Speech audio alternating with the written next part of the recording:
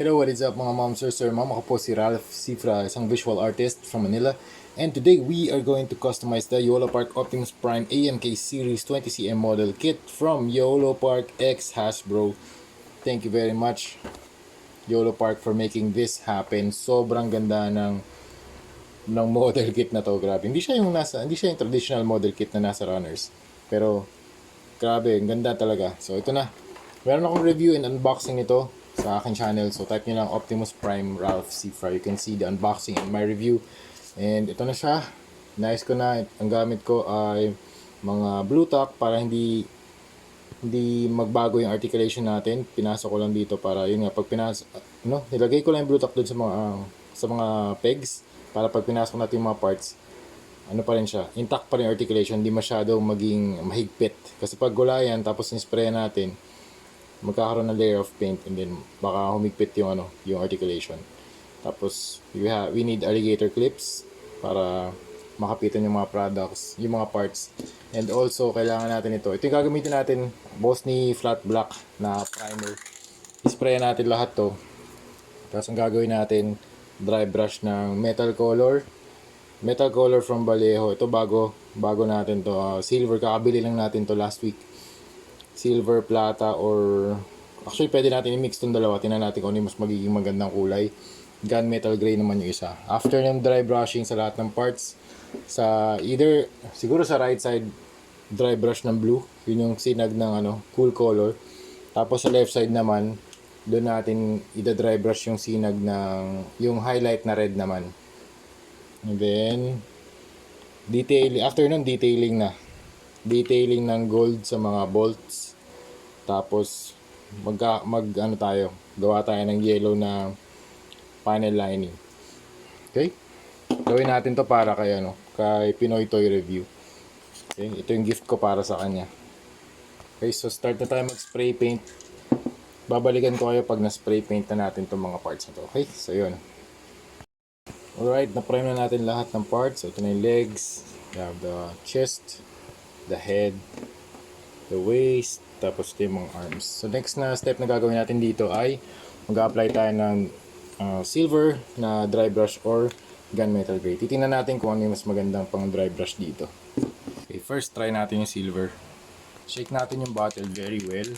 Okay, make sure na loaded yung brush with paint. Tapos ang gagawin natin, tatanggalin natin yung most of the paint or yung moisture ng paint or yung wet component ng paint dito sa paper or any rough or porous na object or material. Tapos saka natin siya ilalagay or ipapahid dito sa material. Try natin Okay. So yung sa pagda-dry brush, huwag masyadong hard yung pag-press or paghagod dun sa surface. So kaya black yung ginamit natin kasi yung black primer nag-absorb siya ng light tapos yung making the colors brighter. This brings out the intensity and shine in the color that is painted over it. So yun, nakita ko sa sa Google. Tinanong ko si Google, why use black primer for metallics? So sabi niya, yun nga, yung black primer nag-absorb siya ng light, thus making the colors brighter or reflect. Okay. So try natin. Ang concept lang nito, yung mga edges ay malalagyan ng kulay. Ayan. Mas bright siya kaysa dun sa gunmetal gray. Parang mas okay to.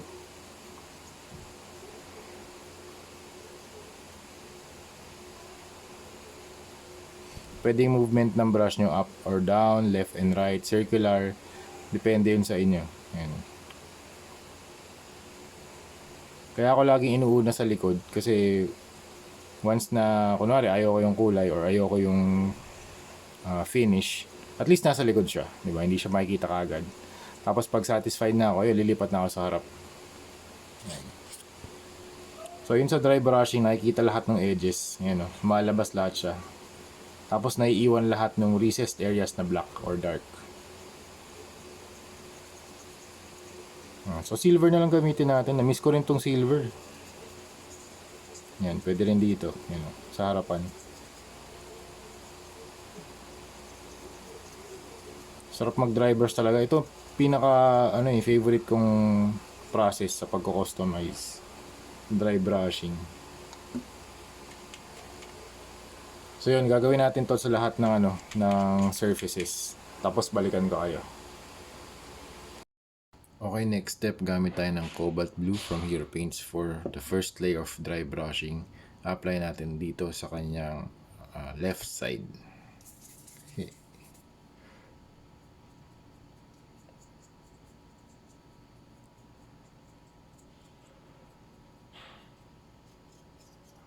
Parang ito lang yun, parang ito yung highlights or color ng background na nagre-reflect dito sa armor.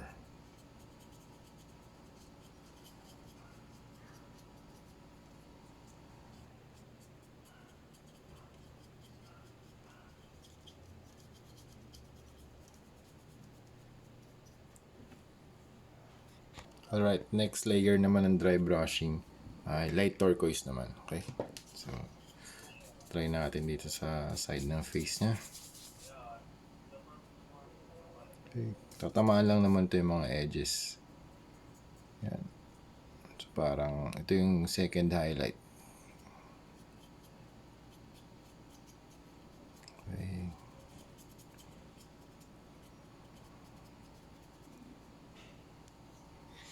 Alright, next step, mag-apply tayo ng magenta dito sa kabilang side naman. Dito.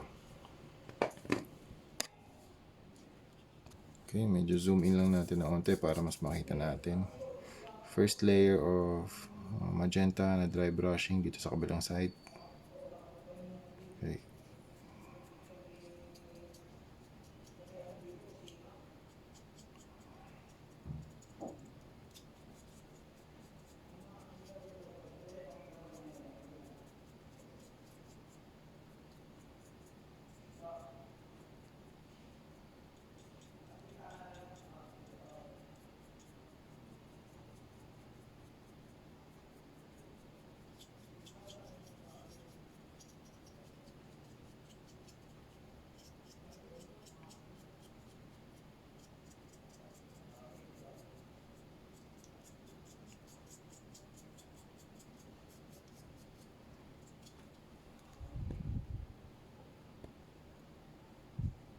Okay, next step naman, apply tayo ng warm red para sa second layer of dry brushing dito sa right side ni Optimus Prime.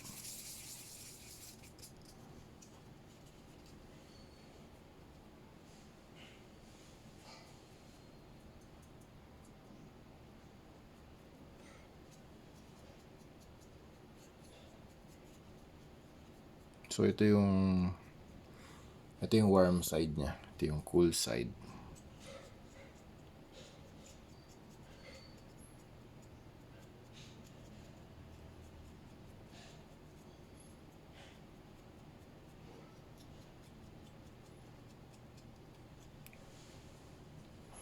Okay. Okay, next step tayo. Pag-mix natin itong dalawa, white and lemon yellow, para makagawa tayo ng level 1 detailing. So ito na yung status ni Optimus Prime. So we have the cool side and the warm side. Nag-mix na din pala ako ng traffic yellow para mas maging medium yellow siya. Ito kasi parang light yellow. Ito may orange na hue. Okay. Try muna natin sa likod kung ano magiging itsura niya.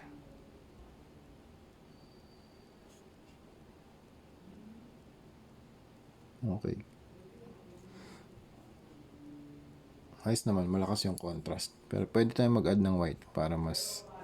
Actually, pwede natin gawin second coat yun eh. Pero for now, yan, ganyan muna siya. Okay. Pwede natin to gawin dito sa mga areas na...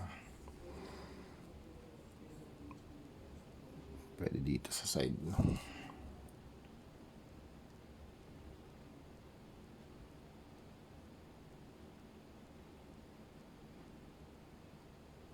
Ang gamit kong brush dito ay super fine na brush. 5-0 ngayon nakalagay dito eh. Wei Zhuang brush. Ayan, Wei Zhuang brush. From Arts mo to. Ayan, shout out Arts mo to na Shopee page. Doon ako bumibili ng mga gamit. Kung medyo malabnaw, gawin natin dalawang coats ng yellow. Kasi mahirap mahirap siyang mag-penetrate eh. Yung coverage niya, hindi ganun kakapal compared dun sa ibang colors.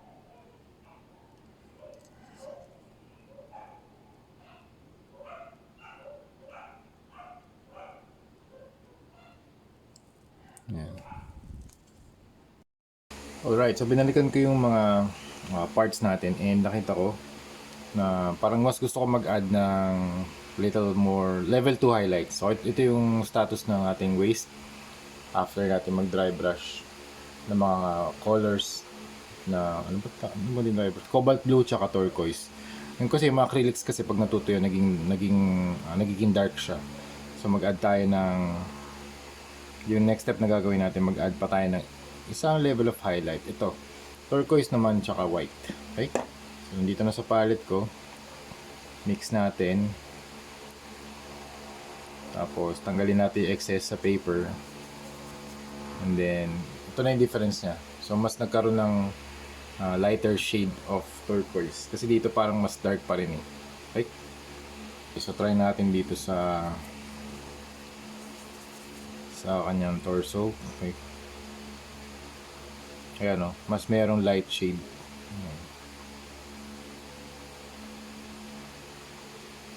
Okay.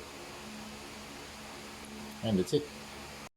Alright, sa warm side naman, lagyan natin ng mas lighter pa, isa pang highlight, white naman tsaka red, mix natin. Tapos ito yung para siyang magiging mas pink na tone. Yan. Konting-konti lang. Sa mga sa mga edges lang tatamaan yan. Para mas meron lang isang level ng highlight. Yan. Alright, next step, gamit tayo ng Vallejo Acrylic Metal Color Airbrush Color Oro 77.725 Gold para dito sa mga additional details sa mga screws, sa mga bolts, sa mga lines, sa mga hydraulics, sa mga cylinders. Yan, magpipaint tayo ulit. Actually, tapos na yung yellow eh. So mag-add na lang tayo ng mga gold details. Actually, detailing na tayo. So we're done with the broad strokes, we're done with the medium strokes. Ngayon, very small strokes na tayo. So, gamit tayo ng pinakamaliit na brush natin and let's paint some gold details. Okay? Ito, sample natin itong kanyang parang exhaust sa shoulders. Okay? Hindi nyo kailangan ng sobrang daming pintura.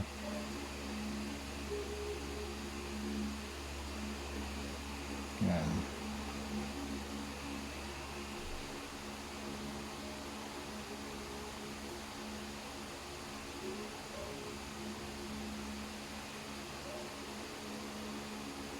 Tapos sa likod din, ganun din. Ito yung mga circles. Yan.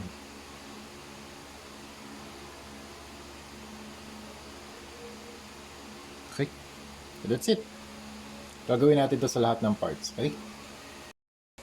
Alright, here we go. We are done with Optimus Prime Color Shifting Custom. So yun, color shift na lang yung pinangalan ko dito sa technique na ganito. Kasi kapag nasa right side siya,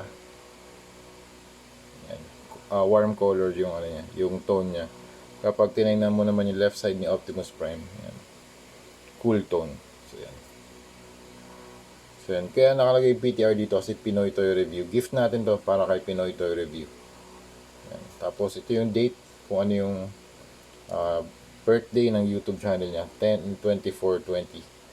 First upload ng YouTube channel niya. So yun, visit Pinoy Toy Review para sa mga Transformers na mga unboxing and reviews, sa mga Happy Meals. Also, he's talking about issues din sa mga toy community and how to solve them.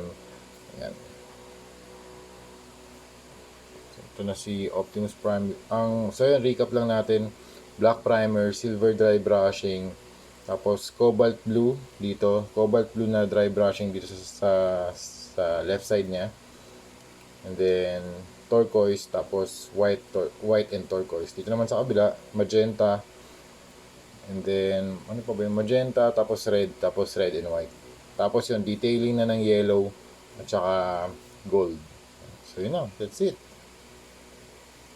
Functional pa rin naman yung mga gulong. Also wala naman pinagbago sa sa articulation. Nabe-bend pa rin siya. Yung kamay ganun pa rin. Yan. Okay. Iba sa likod. Smokestocks. Kaya yun, maraming salamat YOLO Park for making these kinds of figures. Super nice. Okay? So yun, thank you very much for watching and see you sa next video. Bye-bye.